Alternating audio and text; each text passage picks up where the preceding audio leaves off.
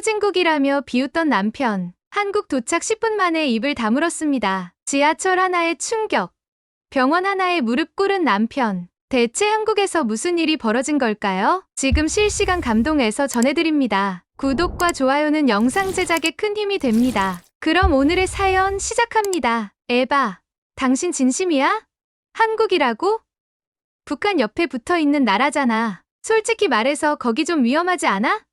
그리고 후진국 아냐? 그 말 한마디에 저는 머리가 띵해졌습니다. 안녕하세요. 저는 독일 베를린에서 중등교육 관련 NGO에 몸담고 있는 에바 슈미트라고 합니다. 올해로 38세이고 15년 넘게 공교육 정책과 관련된 국제협력 프로젝트에 참여해왔습니다. 지금은 교육 현장에서 물러나 행정과 조사 중심의 업무를 하고 있지만 여전히 세계 여러 나라의 교육 시스템을 연구하고 직접 체험하며 비교 분석하는 일을 하고 있습니다. 저희는 둘 다 독일에서 대학을 나왔고 해외에서 다양한 활동을 해온 사람들이지만 남편 미하엘은 그 중에서도 유독 유럽 중심적인 사고를 가진 사람이었어요. 동아시아, 특히 한국이나 베트남, 태국 같은 국가는 미하엘에게 있어선 잠깐 여행 갈 수는 있어도 절대 살고 싶지는 않은 나라였습니다. 그런데 그런 남편과 함께 한국으로 가게 된 이유는 독일 교육부의 정책 변화 때문이었습니다. 작년 말 독일 정부는 공교육 관련 예산을 대폭 삭감했고 그 영향은 저희 NGO에도 직격탄으로 다가왔습니다. 특히 저희가 진행하던 교사 국제교류 프로그램이 예산 부족으로 중단 위기에 놓였고 저는 이를 해결하기 위한 대안으로 새로운 교류 파트너를 찾기로 결심했습니다. 그때 떠오른 곳이 바로 한국이었습니다. 몇 년 전 저희 대학 동기이자 오랜 친구인 줄리아가 한국에서 1년 동안 교환 교수로 근무했던 적이 있었는데요. 그녀는 돌아온 뒤로도 항상 한국 이야기를 입에 달고 살았습니다. 그녀의 말을 인용하자면 한국은 사람도 따뜻하고 시스템도 믿을 수 있고 교육은 세계 최고 수준이야. 그 말을 들었을 때는 솔직히 저도 과장이라 생각했어요. 유럽의 교육 시스템이 더 안정적이고 우수하다고 믿어왔으니까요. 하지만 상황이 절박했습니다. 줄리아에게 한국 관련 자료를 요청했고 그녀는 다양한 통계 자료와 교류 프로그램 제안서를 보내주었습니다. 그 중에서도 눈에 띄었던 것은 한국의 공교육 투자가 최근 10년 사이에 얼마나 급성장했는지를 보여주는 데이터였습니다. OECD 기준에서도 상위권에 속해 있었고 특히 디지털 학습 인프라 구축에 있어 독일보다 훨씬 앞서 있다는 점은 저에게 큰 충격이었죠. 그렇게 저는 NGO 내부에서 한국 공교육 시스템 탐방 및 교류 가능성 평가라는 이름의 프로젝트를 제안했고 승인까지는 어렵지 않았습니다. 단, 조건은 있었죠. 단기 체류로 먼저 조사를 하고 결과를 바탕으로 장기 파트너십을 검토하자는 것이었습니다. 문제는 남편이었습니다. 미하엘은 왜 하필 한국이냐며 단호하게 반대했습니다. 심지어는 그 나라 사람들 영어 잘 못하는 거 아니야? 병원 같은 데서 무슨 일 생기면 어떻게 하려고 그래라며 불안감을 드러냈습니다. 하지만 저는 포기하지 않았어요. 논리로는 안 되겠다 싶어서 감정적으로 호소했습니다. 미하엘, 이번엔 정말 중요해. 우리 단체의 미래가 걸려 있고 내 커리어에서 중요한 전환점이 될 수 있어. 당신도 아시잖아.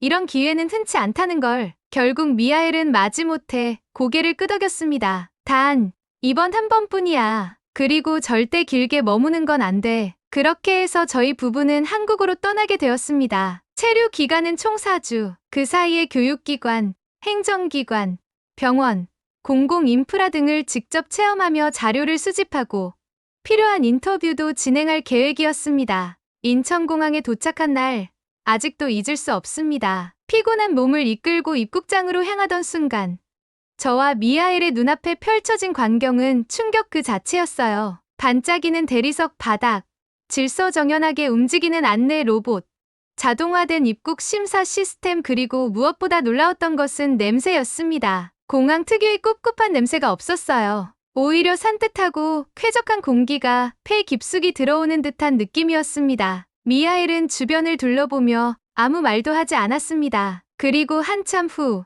마치 중얼거리듯 이런 말을 했습니다. 에바, 이게 한국이야? 진짜야? 그 한마디에 저는 속으로 조용히 미소 지었습니다. 어쩌면 이 여행, 아니, 이 경험이 우리 삶을 바꿀지도 모른다는 생각이 그때 처음 들었거든요. 인천공항을 빠져나와 저희를 픽업하러 온 차량에 탑승했을 때 남편 미하엘은 여전히 말이 없었습니다. 입국장의 자동화 시스템과 눈부시게 깨끗한 대합실, 그리고 주차장에서까지 이어진 첨단 설비들의 충격을 받은 것이었겠지요. 저는 속으로 이제 시작일 뿐이야 라고 생각했습니다. 저희를 맞이하러 온 분은 한국교육부 국제교류국의 조윤혁 과장님이었습니다. 아주 젊고 스마트한 이미지의 분이셨는데 유창한 영어로 저희 부부에게 환하게 인사를 건네셨습니다. 짧은 자기소개 후 차량에 탑승하자마자 윤혁 씨는 간단한 오리엔테이션을 시작했어요. 한국에서의 4주간 체류 동안 교육기관 4곳,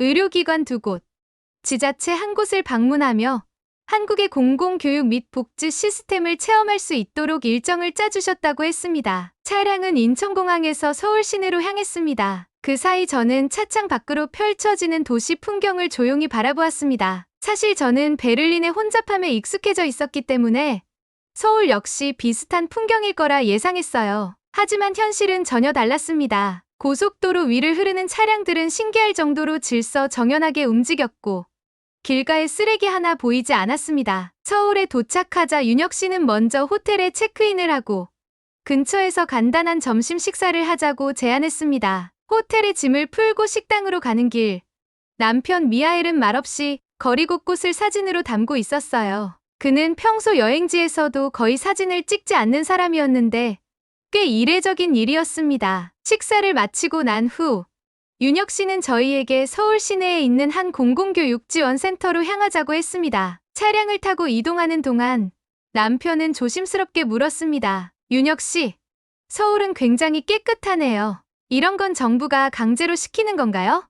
윤혁 씨는 잠시 웃으시며 이렇게 대답하셨습니다. 아닙니다. 물론 정부의 관리도 있지만 한국 사람들은 공공장소를 깨끗하게 유지하려는 시민의식이 강한 편입니다. 내가 사용하는 공간은 내가 책임진다는 생각이 자연스럽게 배어 있거든요. 그 말에 남편은 고개를 갸웃했습니다. 독일에서도 시민의식이라는 말은 자주 쓰지만 현실은 꼭 그렇지 않았거든요. 특히 베를린 같은 대도시에서는 길거리 흡연이나 쓰레기 투기가 여전히 흔한 풍경이었으니까요. 지원센터에 도착한 저희는 간단한 사무실 투어를 받은 후 한국 공교육의 디지털 시스템에 대한 브리핑을 들었습니다. 대형 스크린으로 보여진 학생 관리 시스템, 교사 연수 플랫폼, 화상 수업 운영 체계 등은 저와 남편 모두에게 큰 충격이었습니다. 그 중에서도 가장 인상 깊었던 것은 지역 간 격차를 줄이기 위해 운영되는 에듀넷이라는 온라인 플랫폼이었어요.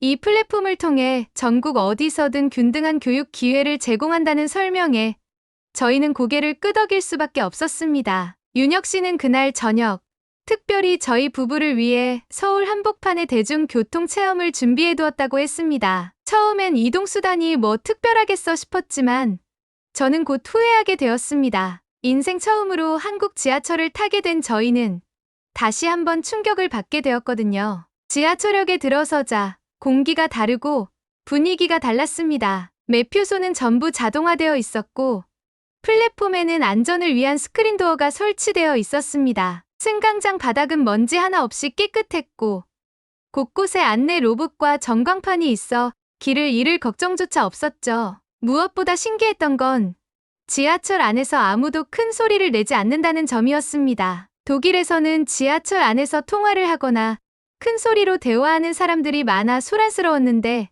한국의 지하철은 마치 도서관 같았습니다. 승객들은 각자 스마트폰을 보거나 조용히 책을 읽고 있었고 아이를 동반한 부모도 아이에게 조용히 말하며 타인을 배려하는 모습을 보였습니다. 그날 저녁 숙소에 돌아오자마자 남편 미하엘은 처음으로 제게 이렇게 말했습니다. 에바, 내가 생각했던 한국이랑 전혀 달라. 왜 이제야 이런 나라를 알게 된 걸까? 독일보다 더 정돈되어 있고 사람들도 친절하고 진짜 대단한 경험이야. 그 말을 들었을 때 저는 가슴 한켠이 뭉클했습니다. 우리가 먼 나라라 여겼던 이곳이 사실은 우리가 배워야 할 것이 더 많은 선진국일 수도 있겠다는 생각이 스쳤거든요. 하지만 이건 시작에 불과했습니다. 진짜 한국의 깊이를 알게 된 순간은 다음 날 의료기관을 방문했을 때부터였어요. 그곳에서 저와 남편은 독일에서라면 상상도 못할 의료 복지 시스템을 직접 체험하게 되었고,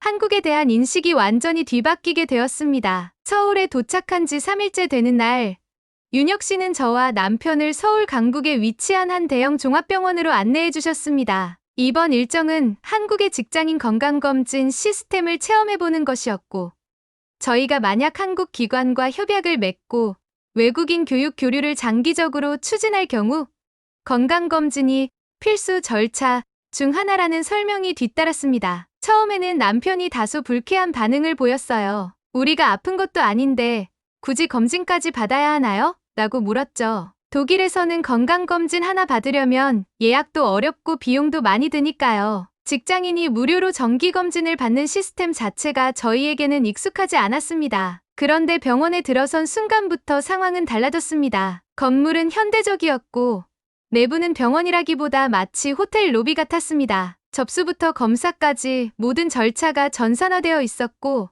담당 간호사가 한 명씩 저희를 안내하며 이동 경로를 설명해 주었습니다. 간호사는 영어로도 매우 능숙하게 의사소통을 해주었고 남편도 그제야 마음을 놓기 시작했지요. 검진이 시작되자 더욱 놀라운 일들이 벌어졌습니다. 혈액 검사, 초음파, 내과 진료, 안과 검사까지 정확하고 신속하게 진행되었고 검사 간 대기 시간도 거의 없었습니다. 마지막으로 결과 설명까지 받는데 걸린 시간은 2시간이 채 되지 않았습니다. 남편은 검사비가 궁금해져 조심스럽게 물었는데 돌아온 대답은 고용기관 측에서 비용을 전액 부담합니다. 였습니다. 무료라는 사실에 남편은 두 눈을 크게 뜨며 당황했어요. 저 역시 깜짝 놀랐습니다. 독일에서는 간단한 종합검진 하나에 수백 유로가 들고 보험이 있어도 상당 부분은 본인이 부담해야 했거든요. 그런데 한국에서는 고용된 직장에서 전액을 부담하고